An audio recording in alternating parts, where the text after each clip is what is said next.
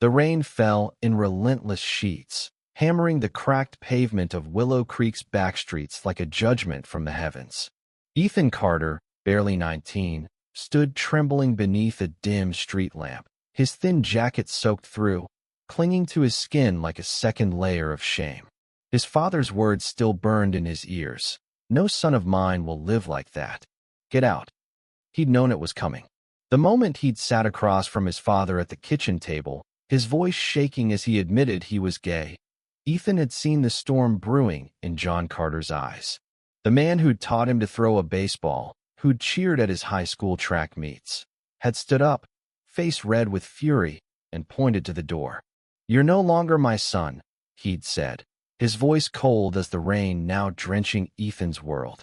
The door had slammed behind him, locking away 18 years of memories in a single, brutal moment. Ethan clutched his backpack tighter, the weight of his few belongings, clothes, a journal, a photo of his late mother, pulling at his shoulders. Willow Creek, a sleepy town in upstate New York, wasn't kind to strays, especially not on a night like this. The neon sign of a nearby diner flickered, casting brief glimmers of warmth across the alley. He wanted to move, to find shelter, but his legs felt rooted, paralyzed by the ache in his chest. Where could he go?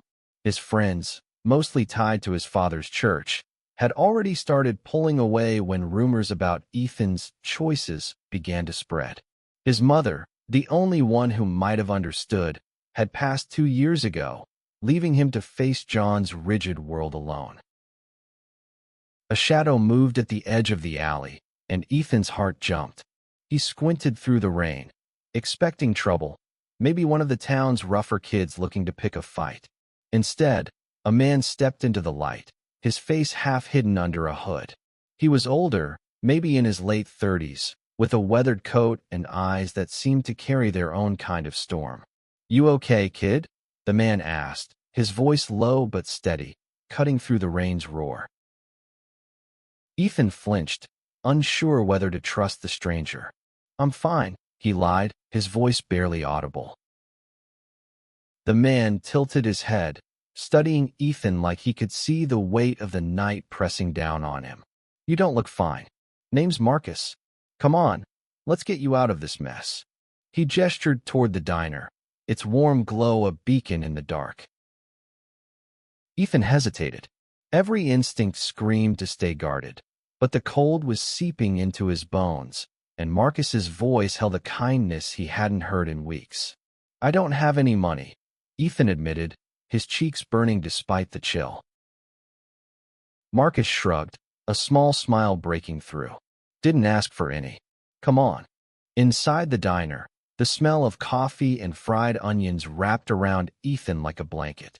The place was nearly empty, save for a waitress wiping down counters and an old man nursing a mug at the bar. Marcus slid into a booth, motioning for Ethan to join him. The vinyl seat creaked under Ethan's weight, and he kept his backpack close, like a shield. "You got a name?" Marcus asked, pushing a menu toward him. "Ethan," he said quietly, avoiding Marcus's gaze. He wanted to ask why this stranger cared, but the words caught in his throat. Marcus didn't push. He ordered 2 coffees and a plate of fries, waving off Ethan's protests. "You look like you need something warm," he said simply. When the food arrived, Ethan ate slowly, each bite a small rebellion against the emptiness inside him. Marcus watched, not staring but present, like he understood the kind of pain that didn't need explaining. "So," Marcus said after a while, leaning back in the booth, "you gonna tell me why you're out in a storm like that with nothing but a backpack?" Ethan's fingers tightened around his mug. The truth felt like a blade, sharp and dangerous. "My dad, he kicked me out," he said finally, his voice cracking. "Found out I'm gay. Didn't take it well." Marcus's expression didn't change, but something flickered in his eyes. Anger, maybe, or recognition. "That's a hell of a thing to do to your kid," he said softly. "You got anywhere to go?" Ethan shook his head, the weight of the question sinking in. "No, I don't know what to do." Marcus leaned forward, his voice steady but fierce. "You're not alone, Ethan. You hear me? You're not the first to go through this, and you won't be the last. But you're stronger than you think." The words hit Ethan harder than he expected, stirring something deep inside, a spark of hope he thought had drowned in the rain. He didn't know Marcus, didn't know why this man was sitting across from him, offering kindness when his own father had offered only rejection.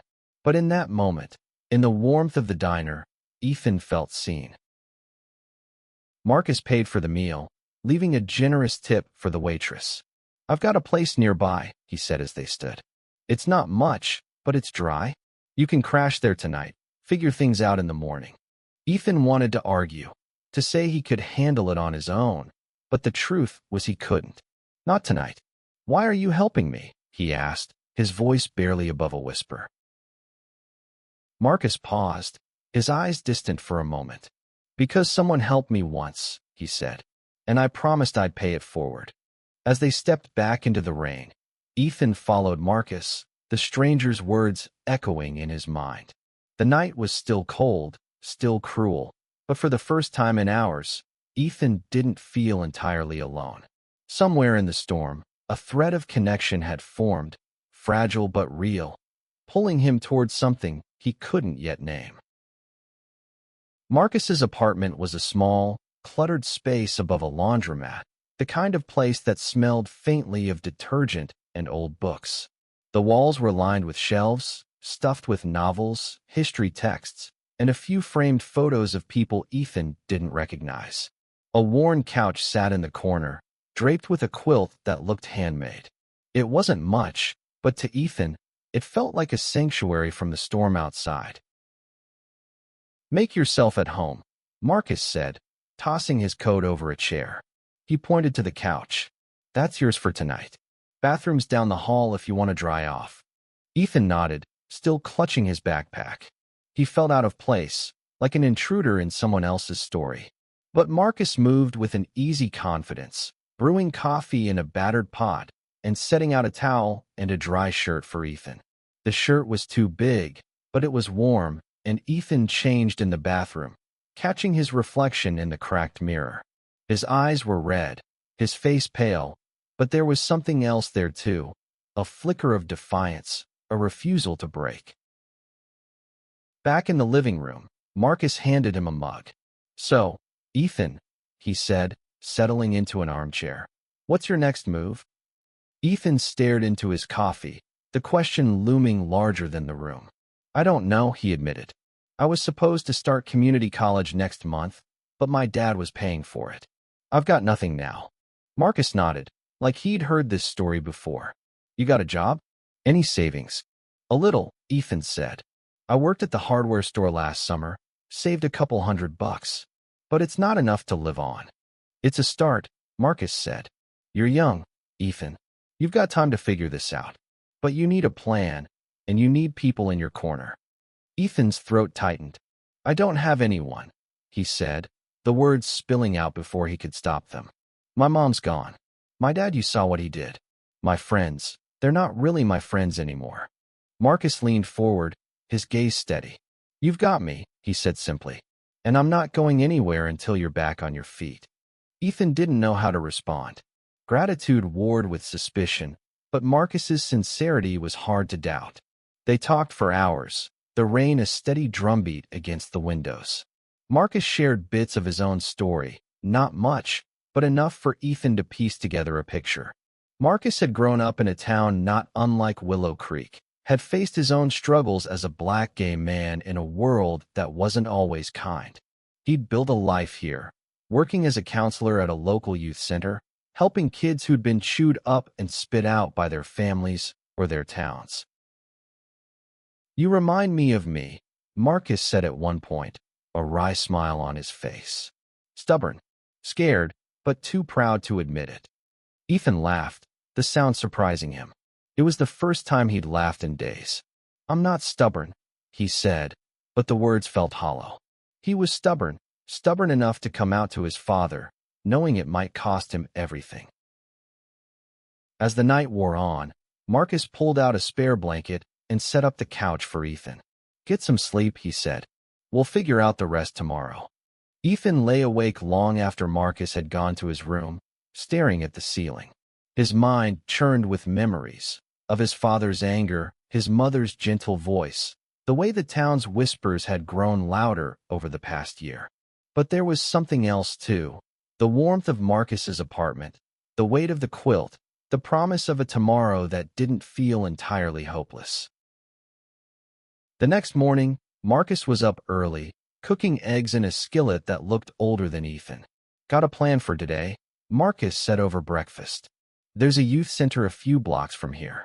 They've got resources, job listings, housing options, even scholarships for kids like you. I work there, so I can get you in to talk to someone. Ethan hesitated. I don't want charity, he said, his pride flaring. It's not charity, Marcus shot back. It's a hand up. You think I got where I am without help? Someone gave me a chance once, and now I'm giving you one. Ethan didn't argue. After breakfast, they walked to the youth center, a squat brick building with a rainbow flag tucked discreetly by the entrance. Inside, it was a whirlwind of activity.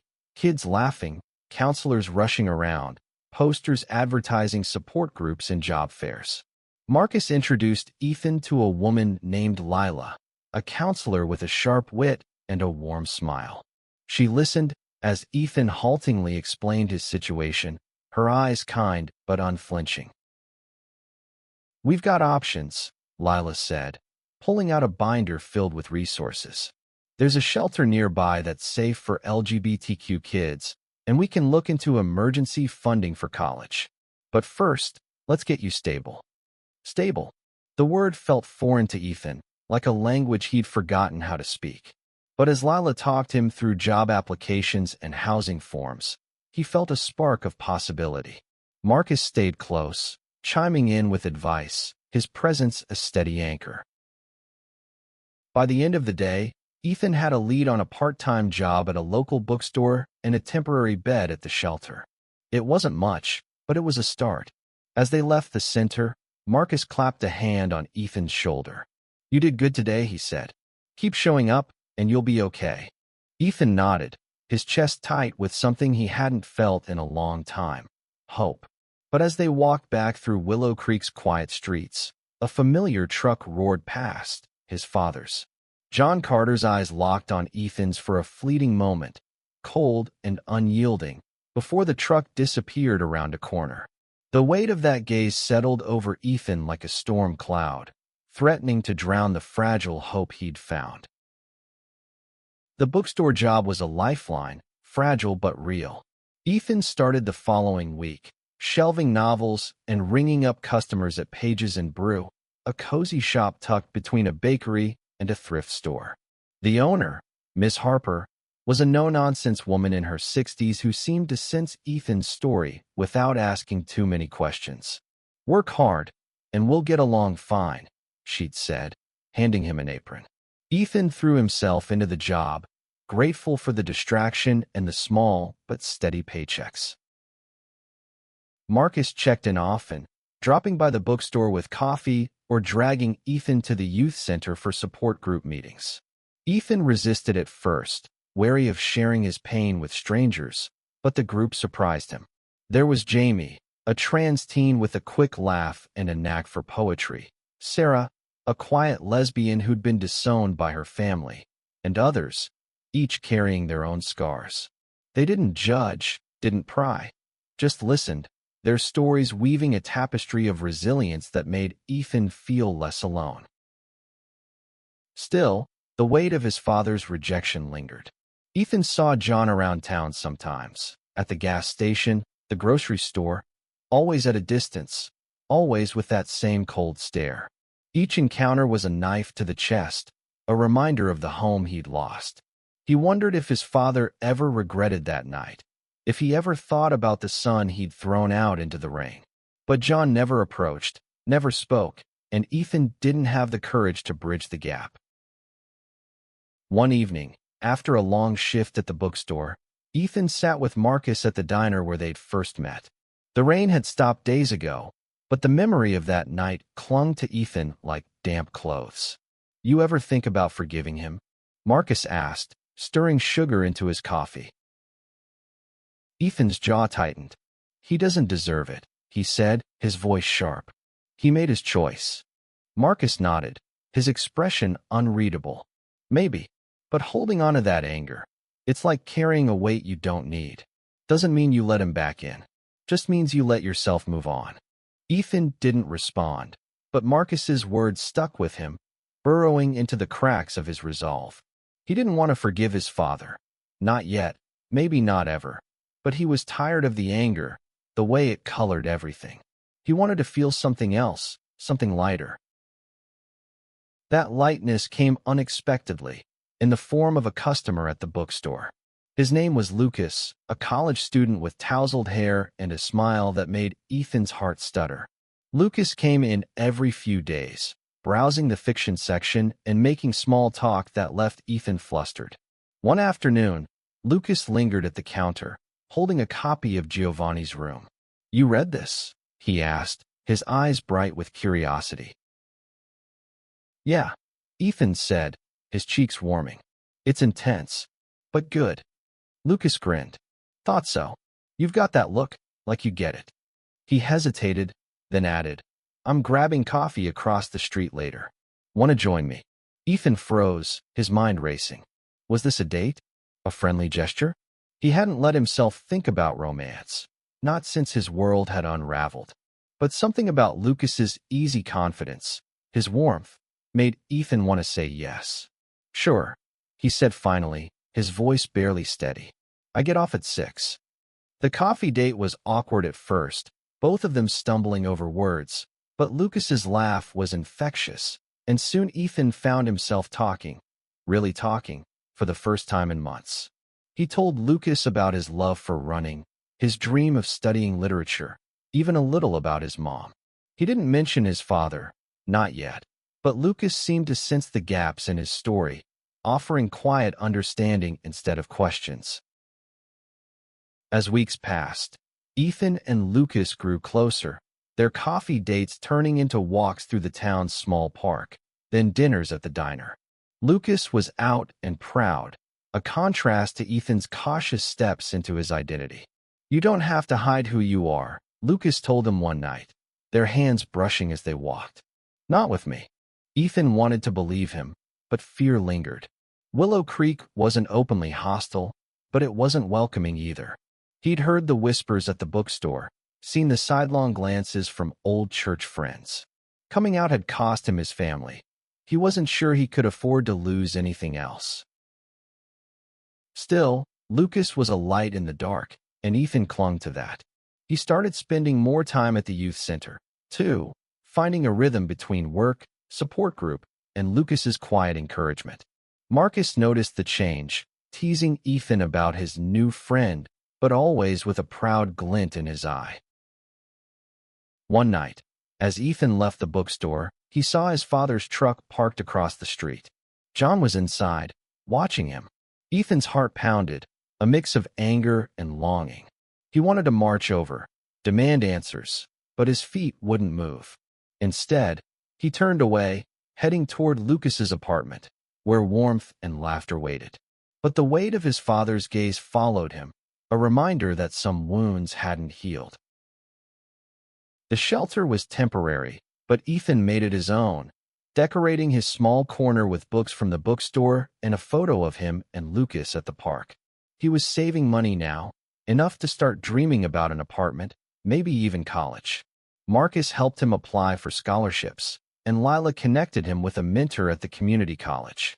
For the first time, Ethan could see a future, one he was building, piece by piece. But the past wasn't done with him. One Saturday, as Ethan worked the bookstore counter, the bell above the door chimed, and John Carter walked in. Ethan's breath caught, his hands freezing on the register. His father looked older, his face lined with something Ethan couldn't read, regret, maybe, or just exhaustion. He approached the counter, his steps slow, deliberate. "Ethan," John said, his voice low. "We need to talk." Ethan's heart raced, a storm of emotions crashing inside him. He wanted to scream, to tell his father to leave, But Ms. Harper was watching from the back, and he didn't want a scene. "I'm working," he said, his voice tight. "5 minutes," John said. "Please." Ethan glanced at Miss Harper, who gave a small nod. He stepped outside with his father, the autumn air sharp against his skin. They stood under the bookstore's awning, the silence heavy between them. "I was wrong," John said finally, his voice rough. "What I did, it wasn't right. I was angry, scared. I didn't understand." Ethan stared at him, the words he'd longed to hear now feeling hollow. "You threw me out," he said, his voice shaking. "You told me I wasn't your son." John flinched, his hands clenching at his sides. "I know. I've been going to meetings. At the church. They've got a group for parents, for understanding. I'm trying, Ethan. Trying." Ethan's voice rose, anger spilling over. "You left me in the rain. You didn't care if I lived or died." "I cared," John said, his voice breaking. "I was wrong, but I cared. I want to make this right." Ethan shook his head, tears burning his eyes. "You don't get to just walk in and fix this. Not after what you did." John nodded, his shoulders sagging. "I know. But I'm here, Ethan. Whenever you're ready." He left without another word, his truck pulling away slowly. Ethan stood there, trembling, the weight of his father's words settling over him. He wanted to believe John was sincere, but trust was a fragile thing, and his was still in pieces. That night, Ethan told Lucas everything, the words pouring out as they sat on Lucas's couch.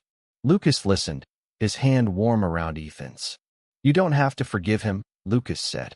"Not now, maybe not ever. But you get to decide what happens next." Ethan nodded, the truth of it sinking in. He wasn't the scared kid in the rain anymore. He had Marcus, Lucas, the youth center, a family he'd built from the ashes of the one he'd lost. But the idea of his father trying, however imperfectly, stirred something in him. Not forgiveness, not yet, but a crack in the wall he'd built around his heart. The weeks that followed were a blur of work, love, and healing. Ethan and Lucas grew closer, their relationship a quiet anchor in the storm of Ethan's life. Marcus threw a small party at the youth center when Ethan got accepted into a scholarship program, his friends from the support group cheering as he cut a lopsided cake. Life wasn't perfect, but it was his, and he was learning to love it. Then, one evening, Marcus called Ethan with news that changed everything. "Got a call from someone at the church," he said, his voice serious. "Your dad's been talking to the pastor, trying to start a support group for families like yours. He's been asking about you." Ethan's heart stuttered. "What does he want?"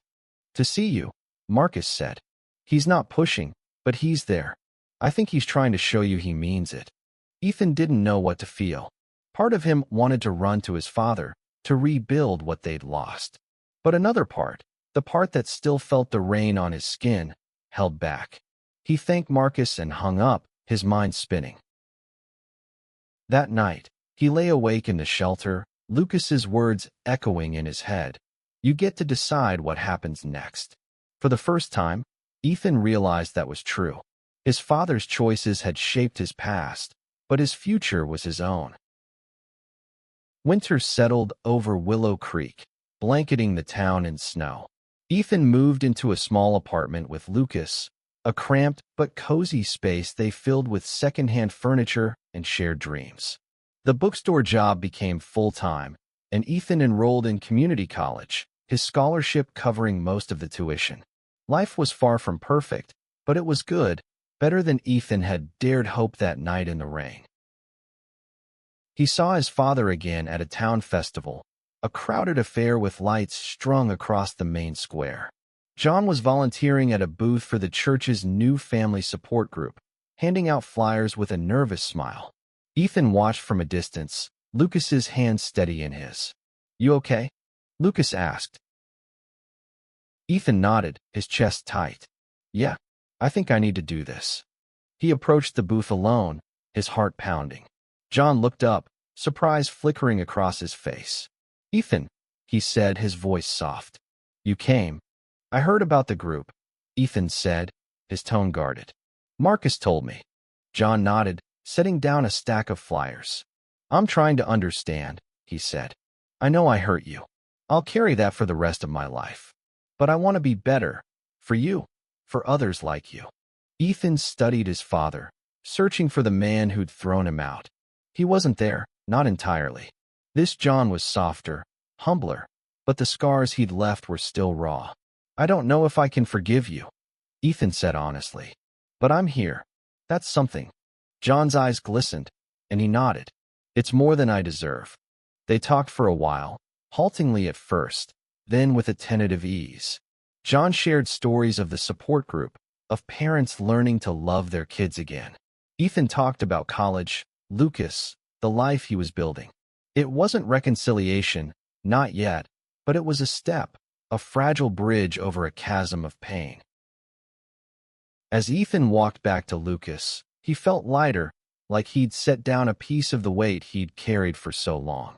Marcus was there too, watching from a nearby booth, his smile proud. You did good, kid, he said later, pulling Ethan into a hug. The festival ended with fireworks, their colors bursting across the snowy sky. Ethan stood with Lucas and Marcus, surrounded by the community he'd found, the one that had chosen him when his own family hadn't. He thought about Marcus's words that first night, "You're not alone." They were true then, and they were true now. Years later, Ethan would look back on that winter as the moment he reclaimed his story. He and Lucas stayed together, building a life filled with love and laughter. John became a quiet presence, not central but there, working to earn back trust. Marcus remained a mentor, a friend, the stranger who'd walked into Ethan's life and returned a debt he hadn't known he was owed. The rain had stopped, but its lessons lingered. Ethan had learned that family wasn't just blood, it was the people who showed up, who stayed, who loved you through the storm. And in that truth, he found a home.